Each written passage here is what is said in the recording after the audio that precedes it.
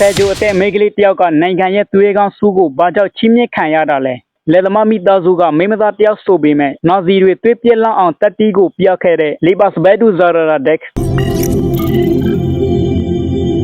Tumago de tau koya ne senga kune December sakoye nema. Basniya ne haziko bina naingan beshi. Jasneka sore yua lima muifwa khebare. Libara de ye nge bwa ha sene achaphe muri jama jibin la kheyare bwa tku phit bare. Tuma midazu ka sabiya lu myo ledama midazu phit bi. Midazu wen amyazu ka naingan ye ne lwat ye atwe khoတွေကို စိတ်ဝင်စားသူတွေဖြစ်ကြပါတယ်။ငယ်စဉ်ကတည်းကသူမဟာစာဖတ်ရတာသင်ယူရတာကိုနဲ့တက်ပြီးတတိရှိတဲ့ကလေးမတစ်ယောက်ဖြစ်တယ်။ယူဂိုစလာဗီးယားနိုင်ငံမှာလူမှုရေးနိုင်ငံရေးမတည်ငြိမ်မှုတွေဖြစ်နေပြီးလူငယ်တို့တို့များများလိုပဲလီပါရာတက်ကလည်းတရားမျှတမှုနဲ့လွတ်လပ်ရေးအကြောင်းစိတ်ဝင်စားလာခဲ့ပါတယ်။ဒီခေတ်ကနေစပြီးသူမမိသားစုကနာဇီစတင်ရေးလှုပ်ရှားမှုတွေမှာပါဝင်လာကြပါတယ်။နောက်ပိုင်းမှာသူမဟာယူဂိုစလာဗီးပါတီဇန်အဖွဲ့ဝင်ပြီးတော်လှန်ခဲ့ပါတယ်။သူမကတည်ပေးခြင်းစေဝါရိခပိုးဆောင်ပေးခြင်းဒဏ်ရာရဆက်သားတွေကိုကူညီခြင်းလက်နက်ကိုက်တိုက်ပွဲများမှာလည်းပါဝင်ပြီးအမျိုးသမီးတွေနဲ့ကလေးတွေကိုလှုပ်ချိုတဲ့နေရာစီရွှေ့ပြောင်းကူညီခြင်းတို့ကိုလှုပ်ဆောင်ခဲ့ပါတယ်။အသိငယ်ပေမဲ့တတိရှိလွန်းတာကြောင့်သူမကိုလူတွေက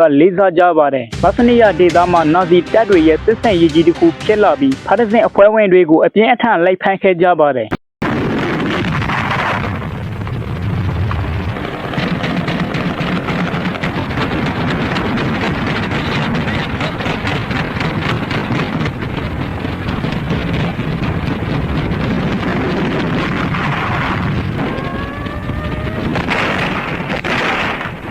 တိုက်ပွဲတွေအတွင်းသူမကလွတ်မြောက်အောင်စူးစမ်းခဲ့ပေမဲ့နောက်ဆုံးတော့1943ခုနှစ်အစိုးပိုင်းမှာနာဇီတပ်နဲ့သူတို့ရဲ့မဟာမိတ်တပ်သားတွေကလီပါရာတဲကိုဖမ်းမိသွားခဲ့ပါတယ်။ဖမ်းပြီးနောက်သူမကိုအမျိုးစုံနှိပ်စက်ကြမ်းဖက်စစ်ဆေးခဲ့ပြီးပါတီဇန်ခေါင်းဆောင်တွေရဲ့အမိသူတို့ပုံနေတဲ့နေရာလှုပ်ရှားမှုစီစဉ်တွေကိုပြိုးဖို့ဖိအားပေးခဲ့ပါတယ်။တက်ဆောက်တရားကလက်နဲ့တရားအထက်တန်ဖိုးရှိတဲ့ဆိုတာသူတို့သိထားကြတယ်။ဒါကြောင့်သူကိုကွန်မြင့်မခံခင်နာဇီစစ်သားတွေကမင်းရဲ့မိဖက်တော်လှန်ရေးသမားတွေရဲ့အမိကိုပြိုးရင်အသက်ချမ်းသာပေးမယ်လို့ကန့်လန့်ခဲ့ပါတယ်။ဒါပေမဲ့လီပါရာတက်ကငါလူတွေကိုမဖို့ဘူးသူတို့ကိုယ်တိုင်လာပြိုးလိုက်မဲ့ဆိုတဲ့အဓိပ္ပာယ်ရှိတဲ့စကားကိုပြောခဲ့ပါတယ်သူမဟာအသက်18နှစ်ပဲရှိသေးပေမဲ့နာဇီတွေရှေ့မှာမတုံမလုပ်ပဲရပ်တည်ခဲ့တယ်သူမကြိုးပေးခံရမယ့်အချိန်မှတော့မကြောက်ပဲတော်လန်ရေးစကားတွေပဲပြောခဲ့တယ်နောက်ဆုံးမှအသက်18နှစ်အရွယ်နဲ့လူတို့ရှေ့မှာကြိုးပေးကွပ်မြင့်ချခံခဲ့ရတယ်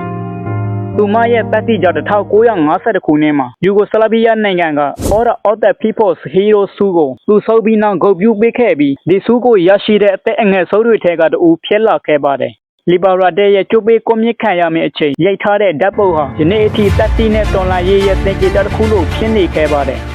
နိုင်ငံကိုသစ္စာဖောက်တဲ့အလုပ်တော့မလုပ်ပါနဲ့မိတ်ဆွေမရှိတော့တဲ့နောက်ကြံခဲ့တဲ့မိတ်ဆွေသမိုင်းကိုတော့လာပါစေမာရာနဲ့ကောင်းတော်ကိုပဲလုပ်ပါလောကကြီးကမိတ်ဆွေဘာလုပ်ကြလဲဆိုတာကိုကောင်းကောင်းကြီးသိပါတယ်